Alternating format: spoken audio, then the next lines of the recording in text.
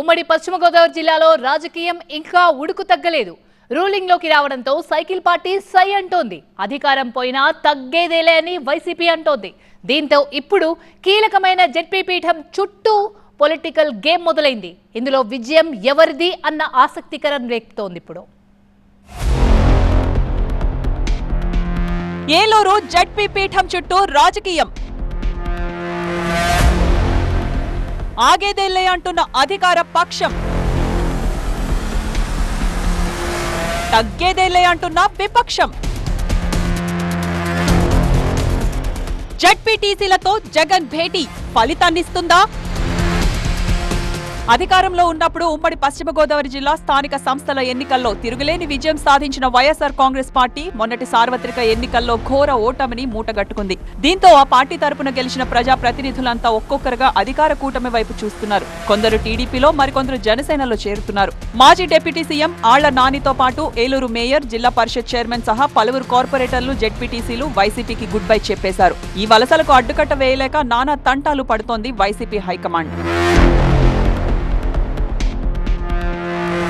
అయితే ప్రస్తుతం జిల్లా రాజకీయం అంతా జెడ్పీ పీఠం చుట్టూ తిరుగుతోంది. ఆ స్థానంలో ఉన్న గంటా పద్మశ్రీ ఇటీవల వైసీపీని వదిలి టీడీపీలో చేరిపోయారు. దీంతో ఆ పీఠం టీడీపీ ఖాతాలో పడిపోయిందనే భావించారంతా. కానీ జిల్లాలో మెజారిటీ జెడ్పీటీసీలు ఉండటంతో ఆ పదవిపై ఆశలు వదులుకోవట్లేదట వైసీపీ. పార్టీ మారిన చైర్పర్సన్ పై అవిశ్వాసం పెట్టి జిల్లా పరిషత్ చైర్మన్ పదవిని చేజారకుండా ప్లాన్ చేస్తోంది ఫ్యాన్ పార్టీ. పార్టీ మారిన చైర్పర్సన్ కు షాక్ ఇచ్చేందుకు ఆచితూచి అడుగులు వేస్తోందిట. జిల్లా పరిషత్ అత్యవసర సమావేశం ఏర్పాటు చేయాలంటూ 26 మంది జెడ్పీటీసీల సంతకాలతో కూడిన వినతి పత్రాన్ని జెడ్పీ సీఈఓకు అందజేసిందట. దీంతో ఈ సమావేశం సాక్షిగా జెడ్పీ పీఠం ఎవరిదనే విషయంలో సస్పెన్స్ కు తెరపడటం ఖాయంగా కనిపిస్తోంది.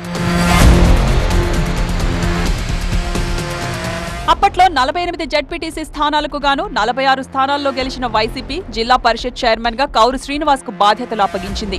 ఆ తర్వాత ఆయన ఎమ్మెల్సీగా గెలవడంతో జెడ్పీ పీఠాన్ని గంటా పద్మశ్రీకి కట్టబెట్టింది వైసీపీ హైకమాండ్. అయితే ఇటీవల రాష్ట్రంలో అధికార మార్పిడి జరగగానే ఆవిడ మంత్రి లోకేష్ సమక్షంలో టీడీపీ కండువా కప్పేసుకున్నారు. దీంతో ఏలూరు జెడ్పీ పీఠం అధికార పార్టీకి దక్కినట్టేనని అంతా భావించారు. అయితే బీసీ మహిళగా ప్రాధాన్యమిస్తే పార్టీని మోసం చేశారంటూ విమర్శలు మొదలెట్టారు వైసీపీ నాయకులు. జిల్లా పరిషత్లో పూర్తి మెజారిటీ ఉన్నందున ఆమెపై అవిశ్వాసం పెట్టి పదవి నుంచి దించేయాలని వైసీపీ కార్పొరేటర్లు ఆలోచిస్తున్నారట.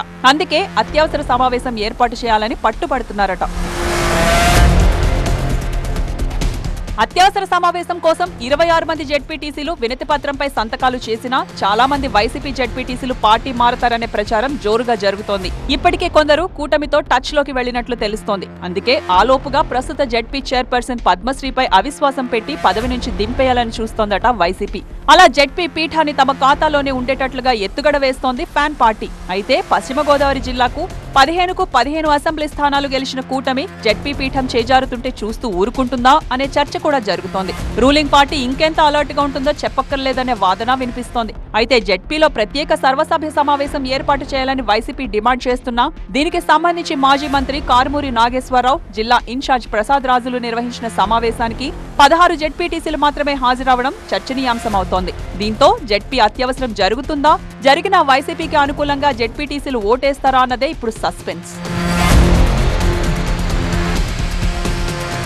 వైసీపీ అధినేత జగన్ సైతం ఏలూరు విషయంలో చాలా సీరియస్ గానే ఉన్నట్లు తెలుస్తోంది. తాజాగా ఉమ్మడి పశ్చిమ గోదావరి జిల్లా నేతలతో సమావేశమైన ఆయన ఎలా ముందుకెళ్లాలనే విషయంలో దిశానిర్దేశం చేసినట్లు తెలుస్తోంది. ఈ అధికార కూటమి ఒత్తిళ్లకు భయపడొద్దంటూ ఈ మీటింగ్ లో పాల్గొన్న జెడ్పీటీసీలకు మరీ చెప్పారట జగన్. ప్రతి వ్యవస్థ కూడా ఇదే మాదిరిగా దిగజారిపోయిన పరిస్థితి కేవలం ఈ 4 నెలల కాలంలోనే కనిపిస్తూ ఉన్నాం. ప్రజల తరపున మనం ఉద్యమించాలా, ప్రజల కష్టాల్లో మనం భాగస్వాములం కావాలా. కాబట్టి మీ అందరికీ నేను ఒకటే చెప్తాను, ధైర్యంగా ఉండండి, అందరం కలిసికట్టుగా పోరాడదాం, అందరం కలిసికట్టుగా ఉద్యమిస్తాం.